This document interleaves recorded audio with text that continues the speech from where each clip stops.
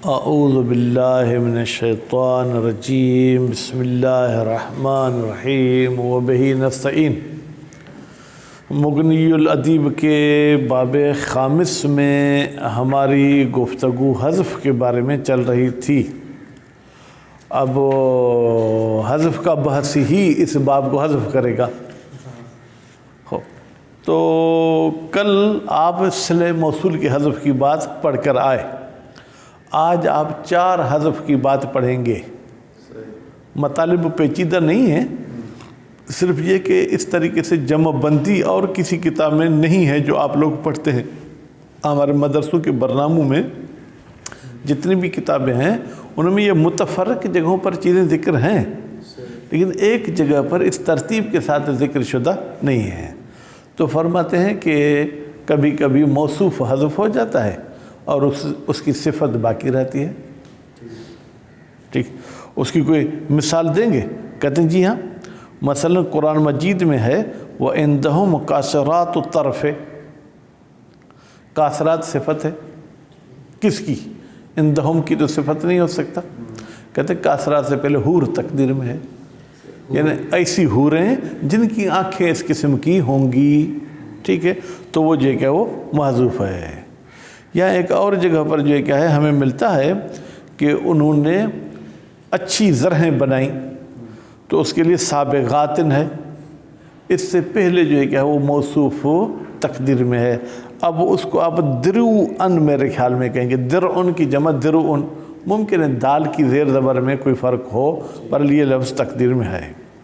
خوب، اس کے بعد پھر 1-2 اور جملے بتاتے ہیں جس میں علماء نے اختلاف کیا ہے۔ بعض کہتے ہیں کہ یہاں پر موصوف تقدیر میں ہے، بعض کہتے ہیں کہ یہاں پر موصول تقدیر میں ہے۔ ٹھیک، مصنف فرماتے ہیں کہ موصول اور صلہ کا انہو کہ ایک چیز ہوتی ہے۔ موصول کو حذف کرنا مشکل چیز ہے، اس لیے آپ صرف موصوف کے معذوف ہونے والی بات کو مان لیں۔ خوب، حذف موصوف کی بات ختم ہو گئی۔ پھر کہتے ہیں حذف صفت، کچھ ایسے جملے ہوتے ہیں جس میں موصوف تو موجود ہوتا ہے لیکن اس کی صفت موجود نہیں ہوتی ہے۔ مثلا اس کی جو ہے کیا ہے مثال، تدمر کل شیء، ان پر تیز آندھیاں آئیں جنہوں نے ہر چیز کو جو ہے کیا ہے ستیہ ناش کر دیا۔ ٹھیک ہے، اب ہر چیز کا ستیہ ناش کر دیا، یہ شیء موصوف ہے۔ ٹھیک ہے، اس کے بعد اس کی صفت جو ہے کیا وہ تقدیر میں ہے۔ ٹھیک ہے، وہ صفت کیا ہے؟ سلطت علیہ، یعنی وہ چیزیں مسلط ہو گئیں اس شے پر۔ کہتے ہیں آپ کے پاس کوئی اور دلیل بھی ہے کہ شے کے بعد ایک صفت تقدیر میں ہے؟ کہتے ہیں جی ہاں، ایک اور آیت ہے جس میں وہ صفت ذکر شدہ ہے، بس معلوم ہوا کہ شے کے بعد صفت عام طور پر آتی ہے، اگر کہیں پر نہیں ہوگی تو واجب نہیں ہے، لیکن جملے کی مناسبت سے وہاں پر ہمیں تقدیر میں رکھنا پڑے گا۔ ٹھیک، چلیں، حذف صفت کی بھی بات ختم ہو گئی۔ اب حذف المعطوف، کہتے ہیں کبھی کبھی معطوف علیہ کلام میں موجود ہوتا ہے، اس کا معطوف جو ہے کیا وہ حذف ہو جاتا ہے۔ اس کی مثال جو ہے کیا ہے جناب، لا یستوی منکم من انفق، مساوی نہیں ہے تم میں سے جو خرچہ کرتا ہے من قبل الفتح، فتح سے پہلے، ومن بعد الفتح۔ ٹھیک ہے، یہاں پر بعد جو ہے کیا ہے وہ حذف ہے۔ ٹھیک ہے، کیوں بھائی؟ اس لیے کہ عام طور پر جب تقابل ہوتا ہے تو اس تقابل میں 2 چیزوں کو مد نظر رکھا جاتا ہے۔ دیکھیں، لا یستوی، مساوی نہیں ہے فتح سے پہلے خرچ کرنا، تو پھر کس کے مساوی نہیں ہے؟ لازمی کوئی نہ کوئی لفظ جو ہے کیا ہے یا آپ کو ذکر میں نظر آئے یا آپ کو تقدیر میں رکھنا پڑے گا۔ یا کہیں کہیں پر بین کا لفظ استعمال آتا ہے۔ ٹھیک ہے، مثلا یقسم هذا الشیء بین ھذا، بین ھذا کے بعد پھر ایک اور بین کو بھی آپ کو تقدیر میں رکھنا ہوگا، ورنہ بین کا استعمال کرنا ٹھیک نہیں ہے۔ خوب، یہ بات بھی ختم ہوگی۔ پھر کہتے ہیں حذف المعطوف علیہ، کہیں کہیں پر معطوف علیہ کو جو ہے کہ وہ حذف کیا جاتا ہے، جیسے اضرب بعصاک الحجر، تم اپنی لاٹھی کے ساتھ پتھر پر چوٹ مارو، فانفجرت، تو پہاڑ ٹوٹ جائے گا کا ترجمہ نہیں ہے، بلکہ یہ اس نے مارا اور پھر وہ پہاڑی جو کیا ہے یا وہ پتھر ٹوٹ پڑا، تو یہاں پر فضرب فانفجرت، ٹھیک ہے، تو مثلاً وہ ضرب تقدیر میں ہے جو کہ کیا ہے معطوف علیہ ہے، معطوف نہیں ہے۔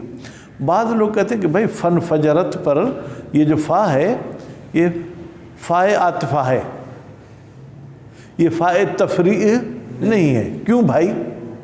کہتے ہیں کہ ہم اس کو فائے عاطفہ اس لیے مانتے ہیں تاکہ دلیل بنے کہ یہاں سے کوئی معطوف علیہ تقدیر میں ہے، ٹھیک ہے۔ اگر فائے تفریع مانیں گے تو وہ قرینہ نہیں بن پائے گی، ٹھیک ہے۔ پس یہ فائے عاطفہ قرینہ بنا سکتے ہیں فائے تفریع کا۔ کہتے ہیں بھائی دو حرف ایک جیسے ہوں تو وہ ایک دوسرے کے لیے قرینہ نہیں بنیں گے، کس نے آپ کو کہا ہے کہ آپ اس قسم کی توجیہ کریں؟ بات واضح ہوگی۔ پس آج آپ نے 4 محذوف کی بات پڑھی، محذوف الموصوف یا حذف الموصوف، حذف الصفت، حذف المعطوف، حذف المعطوف علیہ۔ بسم اللہ الرحمن الرحیم۔ حذف الموصوف، موصوف کا حذف کرنا، ٹھیک ہے۔ قولہ تعالی، ٹھیک ہے، یا یوں نحو کا لفظ ہوتا تو نحو قولہ تعالی، جیسے اللہ تعالیٰ کا یہ قول ہے وَعِندَهُمْ، اور ان لوگوں کے پاس ہے قاصرات الطرف، سورہ صافات آیت نمبر 48، اے حور قاصرات، یعنی ایسی حوریں جن کی آنکھیں اس قسم کی ہوتی ہیں۔ وَأَلَنَّ لَهُ الْحَدِيدَ النِّعْمَ السَّابِغَاتٍ، اس کا مفہومی ترجمہ، لفظی ترجمہ، ہم نے اس کے لیے لوہے کو نرم کر دیا کہ تم اس لوہے سے زرہیں وغیرہ بناؤ، ٹھیک ہے جناب۔ تو فرماتے ہیں سابغات صفت ہے، اے دروعاً سابغات، اس کا موصوف یہ جو ہے وہ تقدیر میں ہے۔ وَاخْتُلِفَ فِي الْمُقَدَّرِ، اور اختلاف کیا گیا ہے اس مقدر میں کہ جس کو آپ مقدر مان رہے ہیں، آیا وہ موصوف ہے یا موصول ہے، ٹھیک ہے۔ مع الجملۃ، مفردات میں تو عام طور پر حذف ہونا مشکل ہے جملے میں، جیسے منا زعنا و منا اقامہ، ٹھیک ہے۔ فبعضهم یقدرون موصوفا، بعض لوگ یہاں پر موصوف کو تقدیر میں مانتے ہیں، یعنی فریق منا زعنا و فریق منا اقامہ، ٹھیک ہے۔ والکوفیون یقدرون موصولا، اور کوفے والے یہاں پر موصول کو تقدیر میں مانتے ہیں، اے الذی منا زعنا، اور جو ہے کیا ہے یا من منا زعنا۔ والاول اقیس، کہتے ہیں موصوف کو تقدیر میں رکھنا یہ زیادہ قانون کے مطابق ہے، کیوں؟ لأن اتصال الموصول بصلتہ، اس لیے موصول کا اپنے صلے کے ساتھ رشتہ جوڑنا، اشد، یہ زیادہ جو ہے کیا ہے جناب قوی ہوتا ہے، من اتصال الموصوف بصفتہ، موصوف کا اپنے صفت کے ساتھ ملنے سے، یعنی موصوف بھی صفت کے ساتھ متصل ہوتا ہے، موصول بھی صلے کے ساتھ متصل ہوتا ہے، لیکن وہ یوں سمجھے کہ لوہے کی طرح ہے موصول اور صلہ، اس کو حذف کرنا آسان نہیں ہے، موصوف اور اس کا جو ہے حذف کرنا آسان ہے۔ لتلازمہما، لتلازمہما کی ضمیر کہاں جائے گی جناب؟ آپ کہیں کہ لتلازم الموصول و صلہ، اس لیے کہ وہ کیا ہے آپس میں لازم و ملزوم ہوتے ہیں، اس لیے ایک کو گرا کے دوسرے کو رکھنا اچھا نہیں ہے۔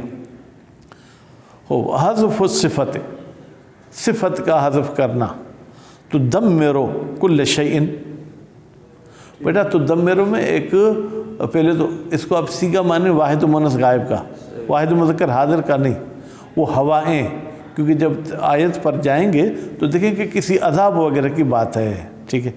اے سلطت علیہ، ٹھیک ہے بیٹا، تو یہ سلطت علیہ یہ جملہ ہے اور شیء بھی نکرہ ہے، تو نکرے کی صفت جو ہے کہ جملہ واقع ہو سکتا ہے بالدلیل۔ بھائی آپ کے پاس کیا دلیل ہے کہ شیء کے بعد کوئی صفت تقدیر میں ہے؟ کہتے یہ ہمارے پاس آیت ہے ما تذر من شیء اتت علیہ، وہ ہوائیں کسی بھی چیز کو نہیں چھوڑتی جس پر وہ آئی ہیں، ٹھیک۔ اب دیکھیں شیء کے بعد اتت علیہ ہے، ٹھیک ہے، یہ اس کی صفت آئی ہے، تو دیکھیں محل موقع کے لحاظ سے اسی عذاب کی بات اوپر والی آیت میں بھی ہے، نیچے والی میں بھی ہے، تو نیچے والی آیت میں شیء کی صفت مذکور ہے تو اوپر والی میں ہمیں شیء کی صفت تقدیر میں رکھنی پڑے گی۔ قالوا الان جئت بالحق، انہوں نے کہا، ظاہراً حضرت موسیٰ علیہ السلام کے بارے میں ہے، جب گائے کے بارے میں تمام سوالات کر چکے، آخری سوال کا بھی جواب حضرت موسیٰ علیہ السلام نے دے کہا اب تم حق لے آئے ہو، الواضح، کہتے ہیں حق کی صفت واضح کو آپ تقدیر میں رکھیں ہیں، اگر واضح کو صفت میں نہیں رکھیں گے تو پھر تو یہ گویا کہ کفر ہو جائے گا۔ کیوں؟ اس کا مطلب ابھی تم حق کے ساتھ آئے، یعنی پہلے حق پر نہیں تھے، لیکن واضح کہنے سے یہ مطلب نہیں کہ پہلے حق پہ نہیں تھا، پہلے بھی حق پہ تھے، ہمارے لیے مجمل تھا، اب واضح ہو گیا۔ وَإِلَّا، اگر واضح کو تقدیر میں نہیں رکھیں گے، کَانَ مَفْہُومُهُ كُفْرًا، پھر تو گویا کہ اس قول کا مفہوم کیا ہو جائے گا؟ کفر ہو جائے گا، کہ نبی غیر حق پر تھا، بہت سارے سوالوں کے بعد وہ حق پر آ گیا۔ حذف المعطوف، معطوف کا حذف کرنا، وَيَجِبُ أَن يَتَّبِعَهُ الْعَاطِفُ، اور واجب ہے کہ اس معطوف کی پیروی کرے عاطف بھی، یعنی معطوف جائے گا تو غالباً حرف عاطف بھی جائے گا، ایسا نہیں کہ وہ باقی رہے۔ جیسے لا یستوی منکم من انفق من قبل الفتح وقاتل، خوب یہاں پر کیا ہے؟ اے ومن انفق من بعدہ، ٹھیک ہے، تو یہ ومن انفق من بعدہ وقاتل، یہ جو قاتل سے پہلے واو ہے یہ اس معطوف کے لیے نہیں آیا، یہ تو قاتل کو عطف کر رہا ہے، ٹھیک ہے، باقی وہ جو انفق اور من سے پہلے واو عطف ہے وہ بھی گر گیا ہے اور معطوف بھی گر گیا ہے۔ دلیل و تقدیر، آپ کے پاس کیا دلیل ہے کہ یہاں پر معطوف تقدیر میں ہے؟ کیونکہ بغیر دلیل کے تو اب وہ بات نہیں مانی جائے گی۔ فرماتے ان الاستواء، بتحقیق یہاں پر مادہ استواء استعمال ہے، لا یستوی، ٹھیک، انما یکون بین الشیئین، یہ ہمیشہ دو چیزوں کے درمیان ہوتا ہے، حل یستوی الذین یعلمون والذین لا یعلمون، کیا علم والے اور غیر علم والے مساوی ہیں؟ ٹھیک۔ والدلیل المقدر، کہتے ہیں اور آپ کے پاس اور کوئی دلیل بھی ہے مقدر کی یا نہیں؟ فرماتے ہیں اولئک اعظم درجۃ من الذین انفقوا من بعد وقاتلوا، اب دیکھیں یہاں پر من بعد آیا ہے، ٹھیک ہے بیٹا، اب پہلے جو ہے کیا ہے انفقو، وہ اوپر والی آیت میں تو تھا قبل الفتح، لیکن بعد میں بھی کیا انفاق کیا جاتا ہے؟ کہتے ہیں اس آیت سے پتہ چلتا ہے کہ جنگ کے بعد بھی انفاق کی ضرورت ہوتی ہے۔ وَالنَّحْوُ، یا پھر دوسری مثال وَلَهُ مَا سَكَنَ، ٹھیک ہے، اور اس کے لیے وہی ہے جو ما سکن، سکن کی ایک معنی ہوتی ہے عدم تحرک، یعنی اس چیز میں حرکت نہیں ہے، اے وما تحرک، لہو ما سکن ولہو ما تحرک، یعنی جو غیر متحرک چیز ہے وہ بھی اسی کی ہے اور جو متحرک چیز ہے وہ بھی اسی کی ہے، ٹھیک ہے۔ وَإِذَا فُسِرَ سَكَنَ وَاسْتَقَرَّ، لیکن اگر سکن کو آپ استقر کی معنی میں لے لیں، عدم تحرک کی معنی میں نہ لیں، استقر یعنی پکی چیز، ٹھیک ہے، تو پھر لم یحتج لہذا، پھر تو وما تحرک کو تقدیر میں رکھنے کی ضرورت نہیں ہے، کیونکہ ہم تحرک اس وقت رکھیں گے جب پہلے عدم تحرک کو مد نظر رکھیں، ٹھیک ہے، دو متضاد چیزوں کو پھر دونوں کو مد نظر رکھنا ہوگا، لیکن استقر یعنی لہو مستقر، اس کے لیے وہی چیز ہے جو موجود ہے، تو یہ غیر موجود کہنے کی کوئی ضرورت نہیں ہے۔ حذف المعطوف علیہ، معطوف علیہ کا حذف کرنا، اضرب، تو مار اپنے لاٹھی کے ساتھ پتھر کو، فنفجرت، تو پھر پتھر بھی پھٹ جائے گا، منفجر ہو جائے گا، اے فضرب فنفجرت، تو اس کا مطلب اللہ نے حکم کیا کہ مار، اس نے بھی مارا تو پھر پتھر جو کیا وہ ٹوٹ پڑا۔ خوب، فضرب یہ معطوف علیہ ہے، ٹھیک ہے، فنفجرت یہ جو کیا اس پر عطف ہے۔ وزعم ابن عصفور، ابن عصفور صاحب نے گمان کیا ہے، گمان کا لفظ کہہ کے یعنی ان کی بات کی حیثیت ختم کر دی، ان الفاء فی فنفجرت، بالتحقیق یہ جو فا ہے کہاں پر فنفجرت میں، یہ فا او فضرب، یہ وہی فضرب والی فا نقل ہو کے ادھر آ گئی ہے، ہم نے تو کہا کہ ضرب بھی حذف، تو اس کے ساتھ وہ فا بھی حذف ہو گئی، ٹھیک ہے۔ وَأَنَّ فَاءَ فَانْفَجَرَتْ حُذِفَتْ، یہ ہے عجیب بات، بھائی جو اس کی اپنی ٹوپی ہے وہ اتار کے پھینکو، دوسرے کی ٹوپی اٹھا کے اس کے سر میں رکھو، ہاں کہتے ہیں فن فجرت کی فا حذف ہو گئی، کیوں؟ لیکون علی المحذوف دلیل ببقاء بعدہ، بھائی ایسے کیوں؟ کہتے ہیں فن فجرت، گویا کہ دو چیزیں تھیں نا، ایک فا ایک انفجرت، کہتے ہیں کہ فا کو ہم نے گرا دیا تو اس کا کچھ حصہ تو باقی ہے، یہ جو کچھ حصہ باقی ہے یہ دلیل ہے کہ یہاں سے کچھ حذف ہے۔ مثلا کسی بندے کے یہاں کپڑے بھی پڑے تھے، جوتے بھی پڑے تھے، کتابیں بھی پڑی تھیں، اور اس کی سب چیزیں آپ نے پھینک دی، اس کی کتاب یہاں رکھ دی، تاکہ یہ قرینہ بنے کہ یا کسی کی کوئی نہ کوئی چیز ہے۔ تو کہتے ہیں کہ کیا ہے جناب، فن فجرت والی فا حذف ہو گئی، کیوں؟